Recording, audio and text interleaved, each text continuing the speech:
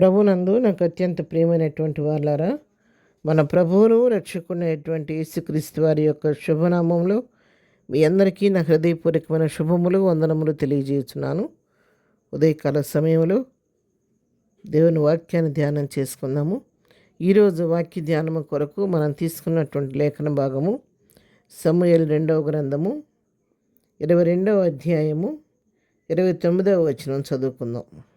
యెహోవా, నీవు నాకు దీపమై ఉన్నావు, యెహోవా చీకటిని నాకు వెలుగుగా చేయును.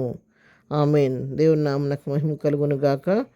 మరి దేవుని గురించి రాయబడినట్టు మాట, యెహోవా నీవు నాకు దీపమై ఉన్నావు, నీవు చీకటిని వెలుగుగా చేయు దేవుడు అని వాక్యం సెలవిస్తుంది.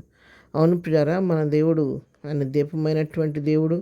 నరుని ఆత్మ యెహోవా పెట్టిన దీపము అని మన వాక్యం చదువుతూ ఉన్నాము. ఆ దీపము, ఆ వెలుగుతున్నటువంటి దీపము, నీలో నాలో ఉన్న దీపం వెలిగినంత కాలం ఈ లోకంలో మనం బ్రతుకుంటాము. ఎప్పుడైతే ఆ ఆత్మదీపం ఆరిపోద్దో మనం ఈ లోకాన్ని విడిచి వెళ్ళిపోతాం. ఆ దీపం ఎవరు? నీలో నాలో ఉన్నటువంటి ఆత్మదీపం ఎవరంటే మన ప్రభు అయినటువంటి దేవుడే. ఆయనే ఆత్మస్వరూపం, ఆయనలో జీవం ఉండెను, ఆ జీవం మనుషులకు వెలిగించుచుండెను అని దేవుని వాక్యం సెలవిచ్చినట్లుగా ఆ దీపము మనలో ఉండి మనలను వెలిగిస్తూ ఉంది. అందుకే యోహాను సువార్త 1వ అధ్యాయము మనం చదువుకుందాం. యోహాను సువార్త 1వ అధ్యాయము 8వ వచనం. ఆయన వెలుగై ఉండలేదు కానీ ఆ వెలుగును గూర్చి సాక్ష్యమిచ్చుటకు అతడు వచ్చెను. నిజమైన వెలుగు ఉండెను, అది లోకంలోనికి వచ్చుచు ప్రతి మనుషుని వెలిగించుచున్నది. ఆయన లోకములో ఉండెను, లోకము ఆయన మూలముగా కలిగని కానీ లోకము ఆయనను తెలుసుకొనలేదు. అంతేకాదు 4వ వచనం చదివితే, ఆయనలో జీవం ఉండెను, ఆ జీవము మనుషులకు వెలుగై ఉండెను, ఆ వెలుగు చీకటిలో ప్రకాశించున్నది కానీ చీకటి దాన్ని గ్రహింపకుండెను. చూసారు, ఆయన జీవమై ఉన్నాడు, ఆయనలో జీవం ఉంది. ఆ జీవం ఏమవుతుంది? మనకు వెలుగుగా ఉంటుంది. ఆ వెలుగేమవుతుంది? చీకట్లో ప్రకాశిస్తుంది. కానీ కొందరు గ్రహించగలుగుతున్నారు, కానీ ఆ చీకట్లో ప్రకాశిస్తున్నటువంటి వెలుగును అనేకులు గ్రహించలేక తమ జీవితాలు ఇంకా ప్రభు వైపు తిప్పుకొనలేకపోతూ ఉన్నారు.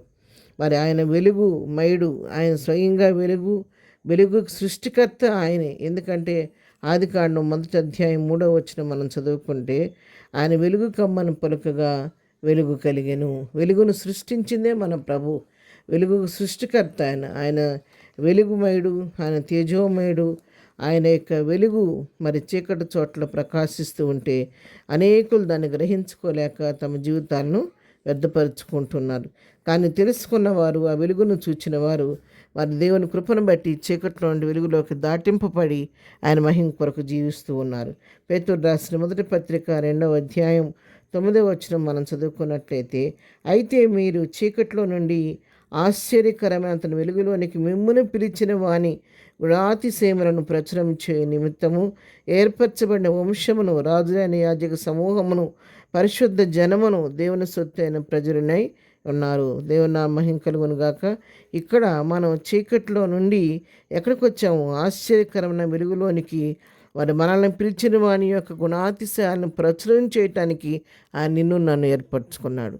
వెలుగులోకి వచ్చిన మనం మౌనంగా ఉంటాం కాదు, కానీ నిన్ను నన్ను చీకట్లో నుంచి వెలుగులోకి నడిపించినటువంటి ఆ దేవుని గురించి, ఆయన యొక్క ఔన్నత్యాన్ని గురించి, ఆయన మహిమైశ్వర్యాన్ని గురించి, ఆయన యొక్క ఔన్నత్యాన్ని గురించి, శక్తి సామర్థ్యాలను గురించి మనం ప్రజలకు చాటించవలసిన వారిగా ఉండాలి. ప్రచురం చేయటం కొరకు ఎలా ఎన్నుకున్నాడు? కొందరిని మనల్ని ఏర్పరచబడిన వంశంగా చేసుకున్నాడంట, రాజులని యాజక సమూహంగా చేసుకున్నాడంట, పరిశుద్ధ జనంగా చేసుకున్నాడు, దేవుని సొత్తైన ప్రజలుగా ఆయన మనలను చేసుకున్నాడు. కాబట్టి ఆ వెలుగులోకి వచ్చిన మనము ప్రభువును నిత్యం స్తుతించేవారిగా ఉండాలి. ప్రకటన గ్రంథం 1వ అధ్యాయంలో కూడా మనం చూసినట్లయితే 16వ వచనంలో మనం చూస్తే, మరి ఆయన ముఖము మహా తేజస్సుతో ప్రకాశించున్న సూర్యుని వలె ఉండెను. చూసారు, ఆయన తేజోమయుడు, ఆయన వెలుగు ఆ విధంగా ప్రకాశిస్తూ ఉంది. ఆయన వెలుగుమయుడు కాబట్టి ఆయన వెంబడిస్తున్న మనం కూడా వెలుగులో ఉన్న ప్రకారము ఆయన గుణాతిశయాలను ప్రచురించేస్తూ ఈ లోకంలో ఆయన మహిమ కొరకు ఈ లోకంలో జీవిద్దాం. ఈ దిన దీవెనలతో, ఈ ప్రధాన దీవెనలతో ప్రభు మనందరం నింపునుగాక. ప్రార్థన. ప్రేమగల తండ్రి, పరిశుద్ధుడా నీకు వందనాలు. ఈ పునరుద్ధరణ దీవెనలతో మా బిడ్డలందరూ నింపండి.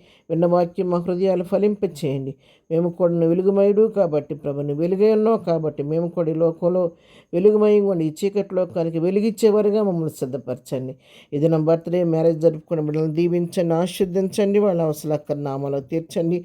ప్రతి వారి కొదువులు తీర్చిన కృపలో భద్రపరిచి పునరుద్ధరణ దీవెనలతో నింపి నడిపించమని యేసునామములో ప్రార్థించడి పొందుకొని ఉన్నాము తండ్రి. ఆమెన్. ప్రభు కృప సదాకాలం మనందరికీ తోడై ఉండి నడిపించునుగాక. ఆమెన్.